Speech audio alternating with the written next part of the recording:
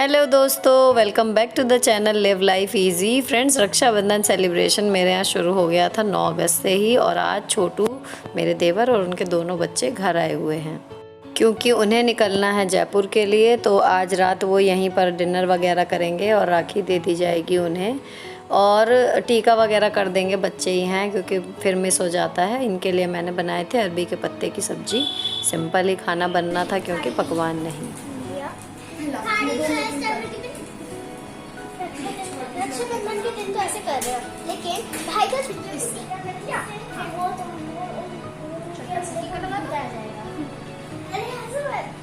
अरे क्या है, कितने ऊपर लगाएंगे।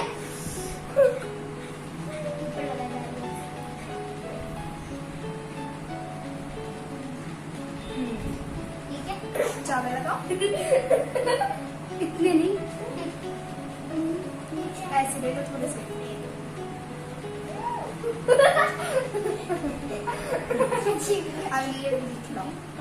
अरे पहले राखी तो बांधो। पहले खिलाई जाती है फिर राखी। नहीं, पहले राखी बांधी जाती है। ठीक है, राखी बांध। ला दिखाइए, सीधा सीधा सीधा। हां, ठीक है। उल्टी क्या लगी?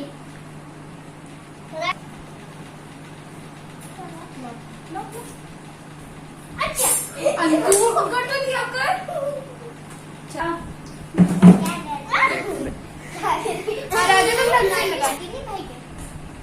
बस बस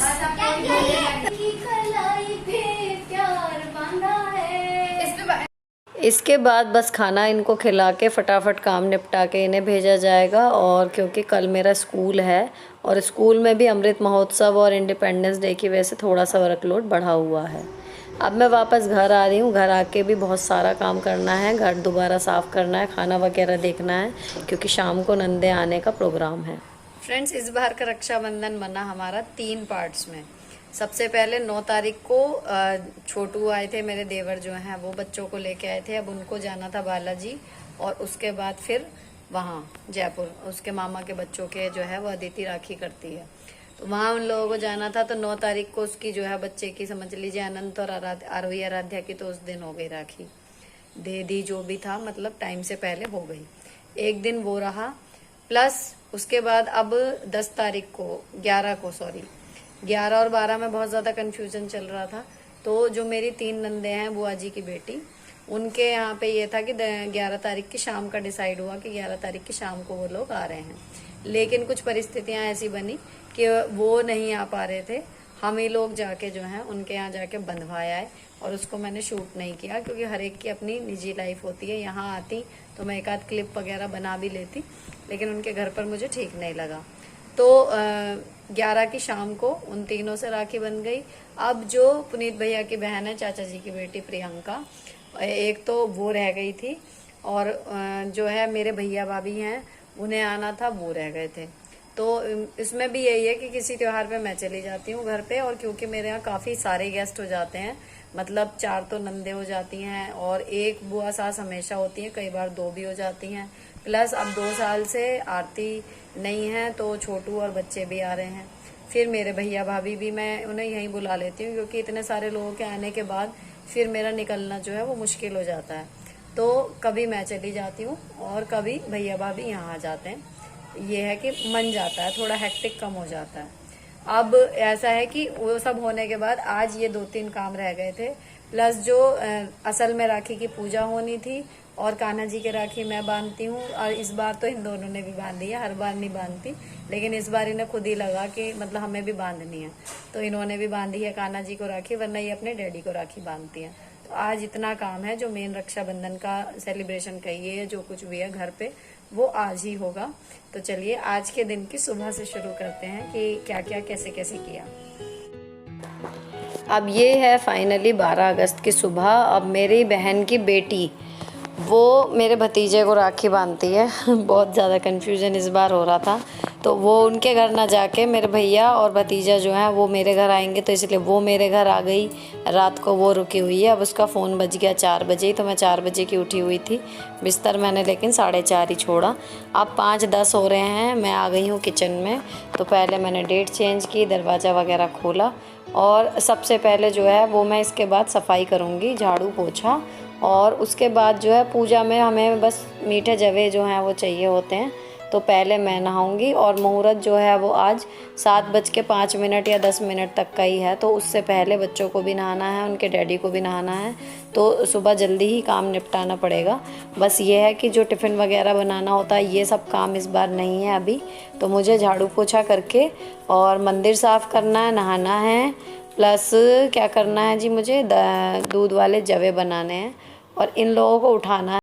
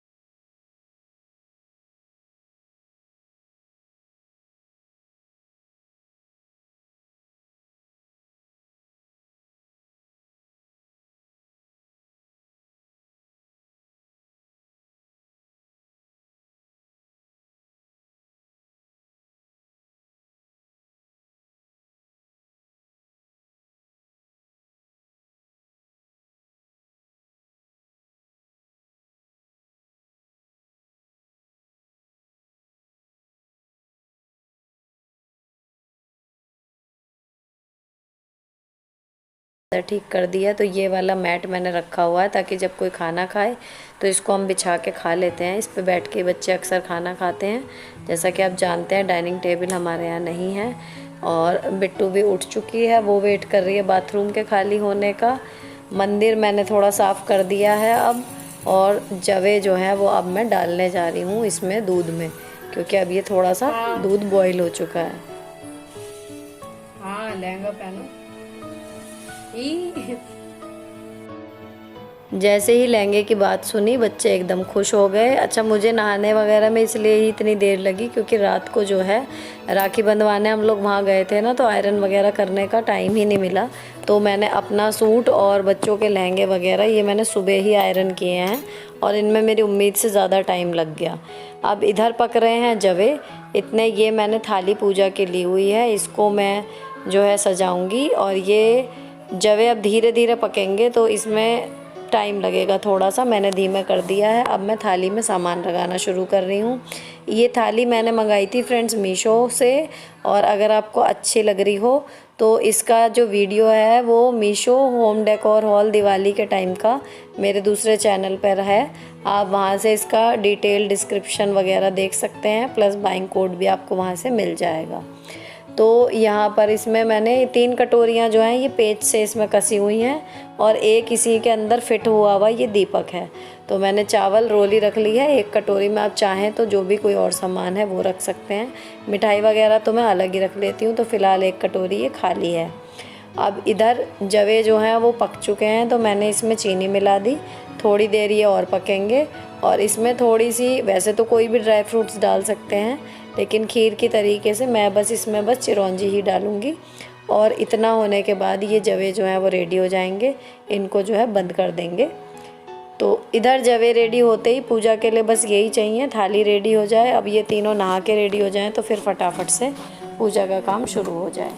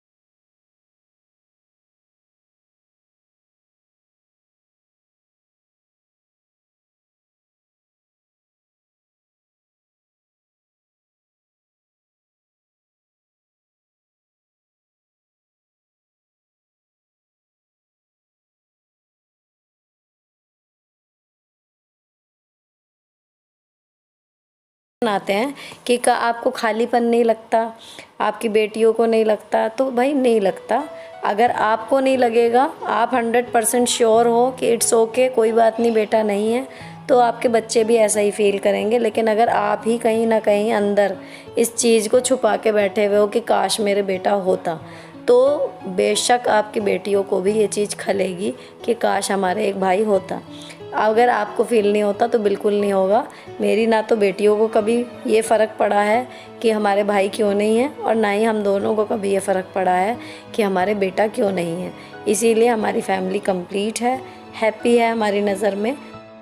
तो इट्स ऑल अबाउट माइंडसेट। मेरी नज़र में देखें तो बेटा या बेटी ज़िद करने की चीज़ बिल्कुल नहीं है। जिसने 7-8 साल इनफर्टिलिटी का दुख झेला हो, आप समझ सकते हैं कि उस लेडी की अगर बेटी भी है तो वो उसके लिए कितनी कीमती है। वो जानती है कि एक बच्चे को जन्म देना अपने आप में ही किसी जादू या चमत्कार से कम नहीं है। तो अगर वो बच्चा लड़का है या लड़की है, ये चीज़ बिल्कुल भी मैटर नहीं करती। तो भगवान ने जो दिया है उसमें मस्त रहिए, तभी उनकी ब्लेसिंग्स की कदर होगी।